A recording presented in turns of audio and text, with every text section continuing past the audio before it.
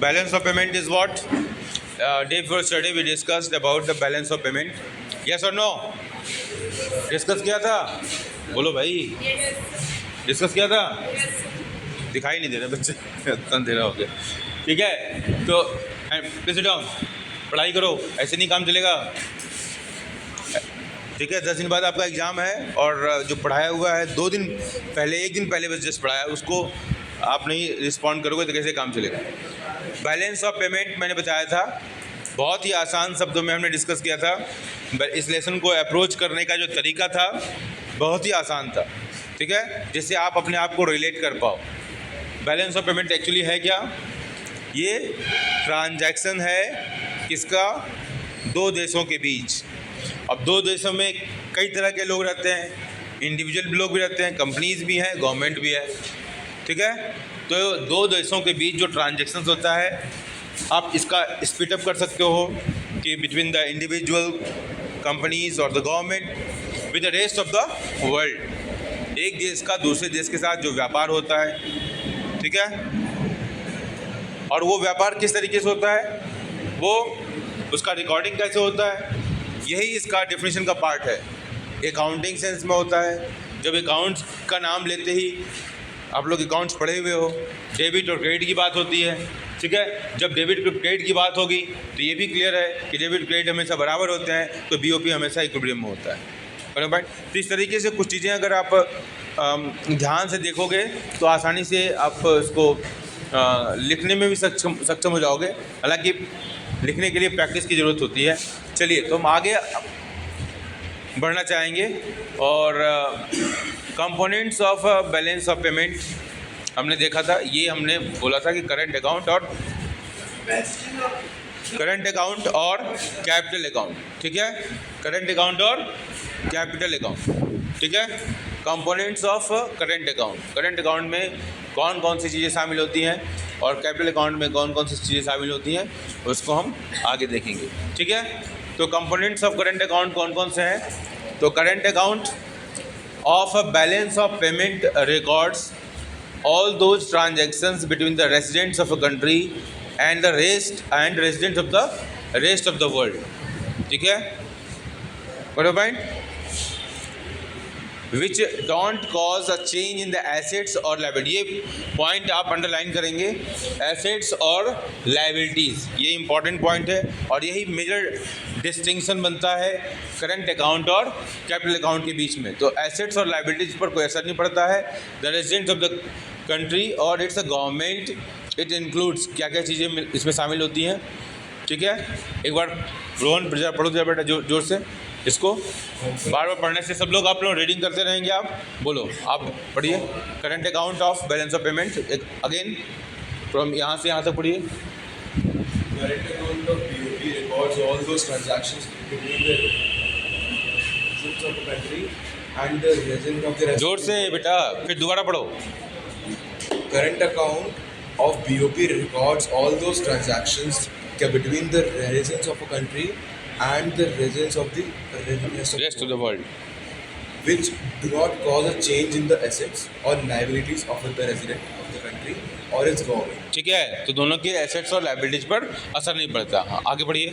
It includes exports and imports of goods and services, and which establishes tangible exports and imports of services, unilateral transfers, incomes. ठीक है, from investment and COE. ठीक है, तो export and import of goods and services जो tangible हैं, जो वस्तुएं हम टच कर पाते हैं, जैसे आप कोई भी मर्केंडाइज का आप आइटम ले लो. ठीक है, जो टेंजिबल है वो हमारा इसका पार्ट होगा, export and import of goods, tangible items. ठीक है, दूसरा क्या है? Export and import of services जो इनटेंजिबल हैं. ठीक है, बहुत सारी ऐसी सर्विसेज हैं जो जैसे शिपिंग है, बैंकिंग है. ठीक है, ये सर्विसेज के अंतर्गत आते हैं. इंश्योरेंस है. ठीक है, इस तरह की चीज़ें जो है. ठीक है, और यूनिलेटरल ट्रांसफ़र, एक तरफा जो भी ट्रांसफ़र किया जाता है, जो कि हमारे बहुत सारे लोग विदेश में रहते हैं, विदेश के बहुत सारे लोग हमारे यहाँ रहते हैं.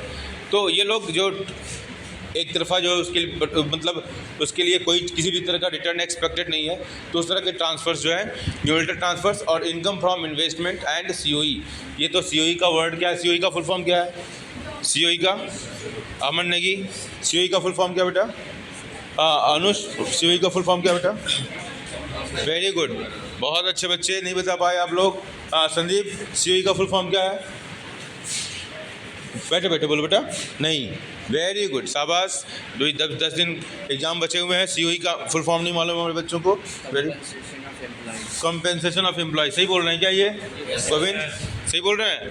अच्छा चलो, थैंक, इज्जत बच गई। ठीक है, तो COE, तो इनकम, जो इससे जो भी इनकम है, ये इनकम जो है फैक्टर इनकम, ये हमारे यहाँ के बहुत सारे लोग विदेश में काम करते हैं, स्पेशली यूरोपियन कंट्रीज और USA, तो वहाँ से जो इनकम्स हमको होती हैं, ठीक है, और यहाँ से जो इनकम बाहरी लोग अपने देश को भेजते हैं, तो इन दोनों का नेट भी हम निकालते हैं। उस नेट वेट से हमको फिलहाल मतलब नहीं है, मतलब हमारा बस है कि कौन कौन से ट्रांजेक्शन्स इसके पार्ट होते हैं। ठीक है, चलिए अब इसका ये, चलिए आगे कौन पढ़ेगा? बैठ जाओ, अमन ने किया, पढ़िए। हाँ, इसको पढ़िए। Balance of current account. In the current accounts are entered as a credit item as they represent inflow of foreign exchange. Exchange, ठीक है। देखो, क्रेडिट आइटम में यहाँ पर ध्यान दीजिएगा कि बैलेंस ऑन करेंट अकाउंट, तो ये क्रेडिट आइटम्स, तो क्रेडिट आइटम्स में आप लोग को बताने की जरूरत नहीं है वैसे तो। हाँ, क्रेडिट आइटम में कौन कौन सी चीज़ें शामिल होती हैं?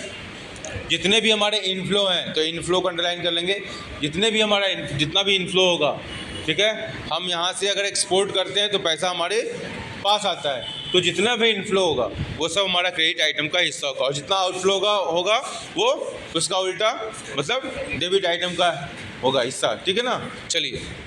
Second, payment are entered as a debit item as they represent outflow of. ठीक है, नेक्स्ट पॉइंट वही है कि जितने भी पेमेंट्स हम कर रहे हैं, ठीक है, जैसे मान लो हमने इंपोर्ट किया, तो इंपोर्ट क्या है? आउटफ्लो है कि इनफ्लो है? हाँ, इंपोर्ट आउटफ्लो है। अरे सामान तो अंदर आ रहा है, तो आउटफ्लो कैसे हुआ? हाँ, पैसे है ना, पैसे बाहर जा रहे हैं, तो जो भी हम काउंटिंग कर रहे हैं वो मनी के आधार पर कर रहे हैं। ठीक है, इनफ्लो और आउटफ्लो की बात क्या हो रही है? वो सामान की एंट्री नहीं हो रही है, पैसे की एंट्री हो रही है। ठीक है, तो payments are entered as a debit items as they represent outflow of foreign exchange. चलिए नेक्स्ट थर्ड पॉइंट क्या बेटा? The net value of the credit and debit balance is the balance on the current account. ठीक है, दोनों का net जो value होगा, अगर मान लो 10 रुपये का हमने एक्सपोर्ट किया और 5 रुपये का इंपोर्ट किया, मतलब 10 रुपये हमारे किस में आ गए? क्रेडिट आइटम में आ गए, और 5 रुपये डेबिट, तो नेट क्या हो गया? वो 5 रुपये, वो प्लस हमारा पॉजिटिव रहा हमारा, ठीक है, फेवर में रहा हमारा। तो करंट अकाउंट का बैलेंस कैसे निकालते हैं? उसके कंपोनेंट, मतलब हम ईच कंपोनेंट, जो हमारे इसके कंपोनेंट होंगे, हर कंपोनेंट का हम नेट देख लेंगे और फिर फाइनल उसका नेट होगा। हो सकता है किसी कंपोनेंट में हमने डेबिट ज़्यादा हो, क्रेडिट कम हो, किसी में क्रेडिट ज़्यादा हो, डेबिट कम हो, तो सबका कंपोनेंट मतलब नेट निकालने के बाद सब हमारा फाइनल करंट अकाउंट का नेट होगा। मेरी बात समझ में आ रही है? चलिए। Current account surplus when the हाँ, अब करंट अकाउंट सरप्लस कैसे होगा? ठीक है, हाँ, when credit item are more than debit item, it implies net inflow of foreign exchange. ठीक है, अगर हमारा क्रेडिट आइटम ज़्यादा है और डेबिट आइटम कम है, तो ये हमारा सरप्लस की स्थिति होगी। अच्छा, करंट अकाउंट के सरप्लस से क्या फ़ायदा हो सकता है? कभी सोचा आपने? हाँ, करंट अकाउंट के सरप्लस होने से हम इतना पढ़ रहे हैं, तो क्या फ़ायदा हो सकता है? मुझे बताइए ज़रा। ये थोड़ा सा क्रिटिकल थिंकिंग का विषय है ना, ऐसे ही आपको समझना पड़ेगा। करंट अकाउंट का सरप्लस वजह से क्या फ़ायदा हो सकता है ज्योति बेटा? उसमें बहुत ज़्यादा लाइट लगा दिया। चलो बताइए बेटा। ज्योति को ज्योति की ज़रूरत है, बोलो। पहली बार ज्योति को ज्योति की ज़रूरत है, बोलो। हाँ, कौन बताएगा मुझे? हाँ, सरप्लस बैलेंस ऑफ पेमेंट, हाँ, वो सरप्लस तो होगा, है ना, ऐसे ही दिखेगा। बीओपी इंक्रीज होगा। नहीं, करंट अकाउंट का अगर करंट अकाउंट सरप्लस हो रहा है तो इसका क्या फ़ायदा हो सकता है? बोलिए। करंट अकाउंट अगर सरप्लस हो रहा है तो क्या फ़ायदा होगा? सर इनकम ज़्यादा हो सकती बोलिए। है। सर इनकम ज़्यादा हो जाएगी। अच्छा, ये बताओ, करंट अकाउंट जो सरप्लस हो रहा है, मान लो एक्सपोर्ट, चावल का अगर हम एक्सपोर्ट करते हैं तो ये करंट अकाउंट का पार्ट होगा, टेंजिबल तो है ना, करेक्ट है ना? करेक्ट है? चावल का हम एक्सपोर्ट कर रहे हैं तो टेंजिबल आइटम है, बोलो भाई। चावल को टच कर सकते हो ना? हाँ, ये चावल है। नहीं मतलब ये चावल नहीं है, मतलब समझने की बात है, बराबर भाई। तो चावल को अगर हम टच करते हैं तो वो टेंजिबल आइटम है। अगर मान लो कि चावल, ये सारे फार्मर्स हैं, मान लो ये सारे फार्मर्स एक्सपोर्ट कर रहे हैं तो पैसा उनको मिल रहा है, उनकी पर कैपिटा इनकम बढ़ रही है। पर कैपिटा इनकम बढ़ने से वो इकोनॉमी में पॉजिटिव इम्पैक्ट आएगा, नेगेटिव इम्पैक्ट आएगा? पॉजिटिव इम्पैक्ट आएगा। वो सारे इम्पैक्ट आएंगे जो एक आदमी का पैसा बढ़ता है और उस पैसे को कैसे वो यूटिलाइज करता है, बराबर माइंड। वो इन्वेस्टमेंट कर सकता है, एंटरप्रेन्योरशिप एक्टिविटी हो सकती है, एम्प्लॉयमेंट जनरेशन की स्कीम हो सकती है। तो इस तरीके से क्या होगा, आपका एक्सपोर्ट बढ़ रहा है तो ये मतलब आपका बैलेंस ऑफ पेमेंट, अभी बैलेंस ऑफ पेमेंट पर नहीं आया कम्प्लीटली, अभी हम करंट अकाउंट की बात कर रहे हैं। तो करंट अकाउंट का सरप्लस आपको कहीं ना कहीं आपके इकोनॉमी के लिए फ़ायदेमंद होगा। इतनी बात तो समझ में आ रही है, बोलो भाई? ठीक है। लेकिन ये जो सोचना कि एक्सपोर्ट इज़ ऑलवेज गुड, ये क्या सही है क्या? बोलिए, बताइए आप। ये सोचना कि एक्सपोर्ट इज ऑलवेज गुड, ये सही है? बोलो भाई। No sir. हाँ, यस सर। सही है? यस सर, एक्सपोर्ट बोलो भाई। सही है सर। सही है? एक्सपोर्ट इज ऑलवेज गुड, ये कहना सही है? नहीं है? एक्सपोर्ट हमेशा अच्छा है। एक्सपोर्ट हमेशा अच्छा नहीं है। अनुष नाराज है, बोला नहीं सर एक्सपोर्ट हमेशा अच्छा नहीं होता, बोल रहा अनुष ऐसे ही बोला ना, है ना? नहीं सर एक्सपोर्ट हमेशा अच्छा नहीं होता सर। ठीक है, क्यों अच्छा नहीं होता बताओ? सर क्योंकि हम बाहर पैसे भेज रहे हैं तो पैसा तो भेजना ही नहीं है, एक्सपोर्ट का मतलब पैसा भेजना नहीं होता है। सर हाँ सर मेरा मतलब है कि हम सामान ले रहे हैं हाँ, तो उनके वहाँ पैसे जा रहे एक्सपोर्ट मतलब सामान लेना होता है। अरे एक्सपोर्ट मतलब बाहर भेजना। हाँ, अब बताओ, आप मान लो कि वो बोल रहा है, अनुज बोल रहा है कि नो सर एक्सपोर्ट जो है is not always good, export ज़्यादा होना अच्छी बात नहीं हमेशा। बोलो कैसे? बोलो। काश इसमें तुम लोग का फोटो भी आता तो क्वेश्चन पूछने पर हंस रहे हो, है ना? तो विभिन्न रिकॉर्ड हो जाता तो अच्छा होता। बोलो, बोलिए। Export is not always good, Anuj ने बोला, लेकिन वो थोड़ा कंफ्यूज था कि एक्सपोर्ट और इंपोर्ट में ही कंफ्यूज हो गया बेचारा, या प्रेशर कह लो जो भी है। तो एक्सपोर्ट इज़ नॉट ऑलवेज, कौन मुझे बताएगा? जो है export is not always good. हाँ शिवांशु बोलिए। रिसोर्सेज की कमी हो सकती है इससे। आप बोलिए। नहीं, नहीं, अपना हाथ उठा नहीं है।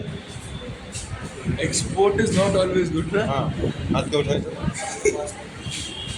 Export is always good. बोलो।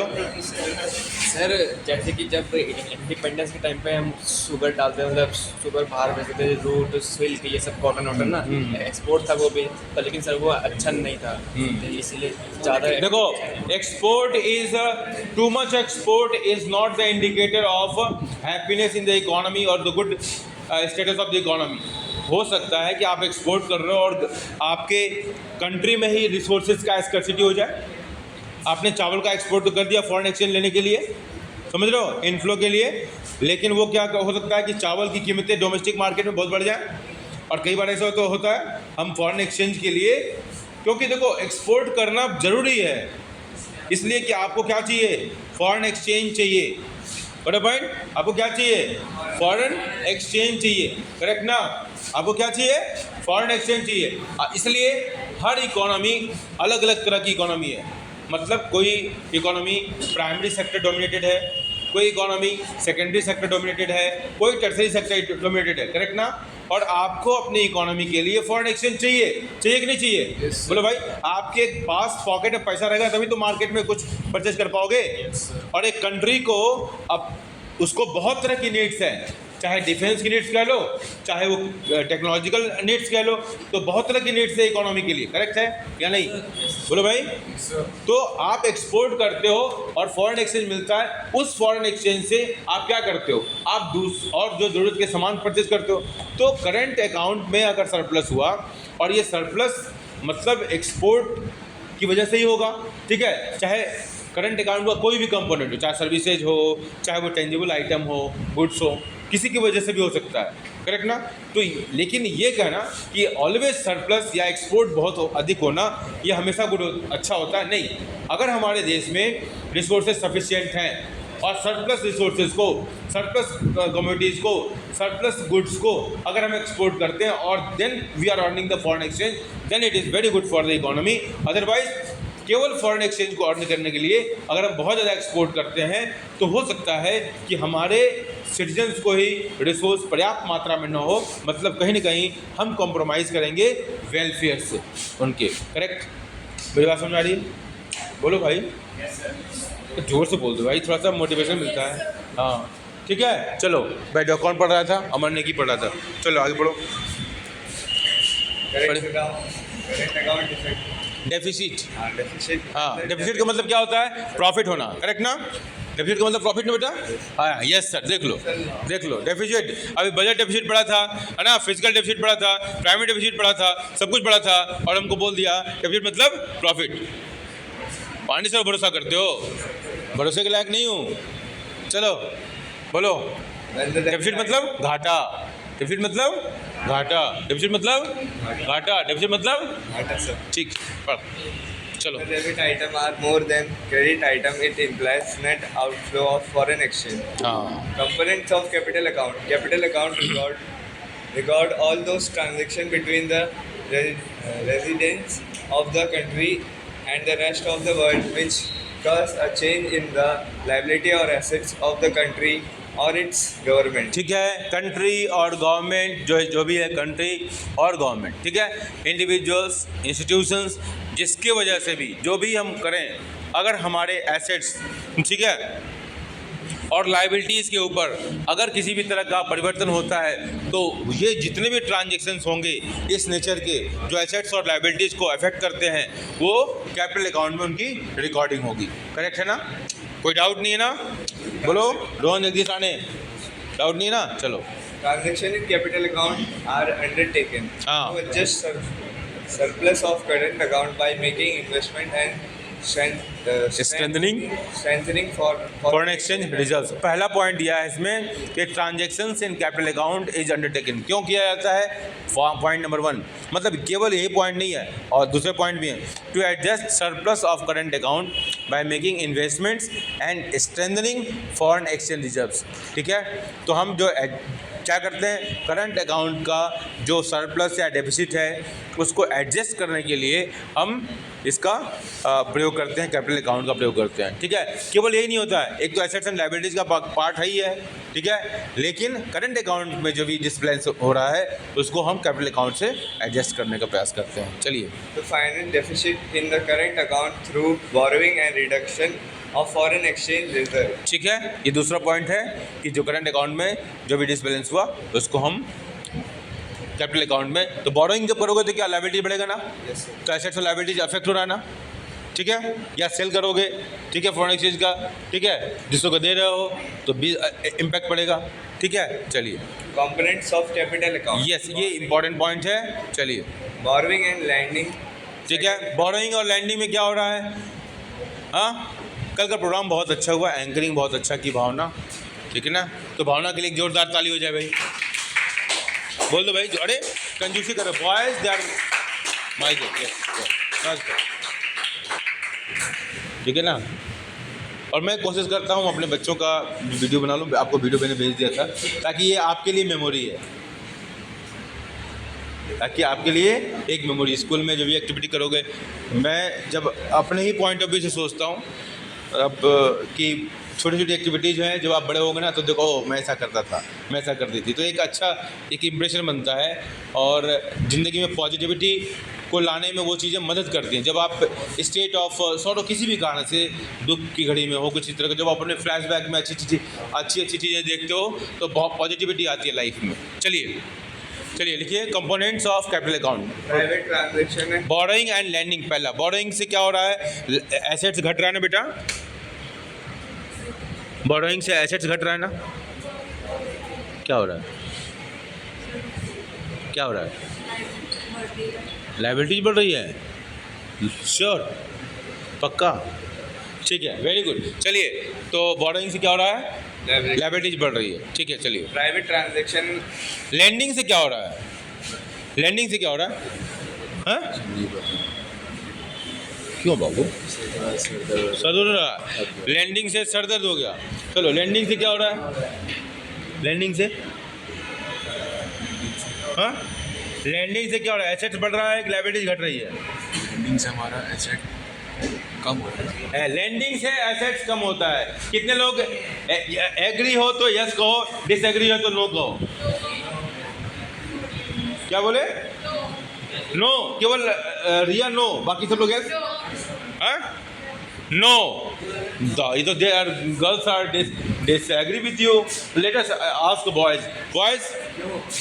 बॉयज डाउट है क्या?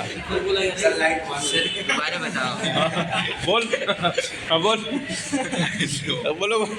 ठीक है, तो लैंडिंग से क्या हो रहा है? मैंने पहले ही बताया था कि अगर आप किसी को, संदीप ने पैसा दिया रोहन को, तो रोहन से ये उम्मीद करता है ना कि मुझे मिल जाएगा, ज़रूरत के समय काम आएगा पैसा।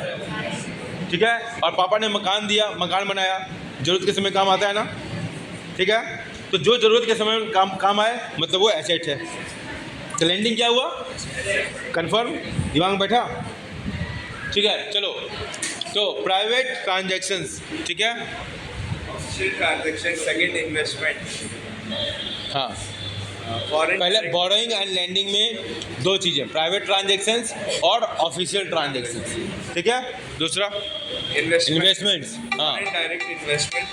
Second, portfolio investment. हाँ, ठीक है, portfolio invest. Third, Third, changing in foreign exchange reserve. Change in foreign exchange reserves, official reserve transaction. चलिए, हम इसको आगे टच करेंगे इस पॉइंट को। चलिए ठीक, थैंक यू।